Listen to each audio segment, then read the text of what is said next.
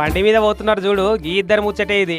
ముంగట నడిపేట ఆయన సత్యసాయి జిల్లా కలెక్టర్ శ్యామ్ ప్రసాద్ సారు, వెనక కూర్చున్న సారేమో అదే జిల్లా ఎస్పీ సతీష్ కుమార్ సారు. అయితే పుట్టపర్తిల సత్యసాయి బాబా శత జయంతి వేడుకల ఏర్పాట్లు ఎట్లా నడుస్తున్నాయో అరుచుకుందామని ఇట్లా బండి మీద చక్కర్లు కొట్టిరట ఇద్దరు సార్లు. ఆడికి బాగానే ఉంది కానీ హెల్మెట్ లేకుండా బండి నడుపుడేంది? కలెక్టర్ సార్కు గుర్తు లేకుంటే కనీసం ఎనుకున్న ఎస్పీ సార్ అన్న గుర్తు చేయాలి కదా. లెక్కకైతే ఇద్దరికిద్దరు హెల్మెట్లు పెట్టుకోవాలి, పోనీ కనీసం డ్రైవింగ్ చేసేటోళ్ళన్నా రూల్స్ పాటించాలి.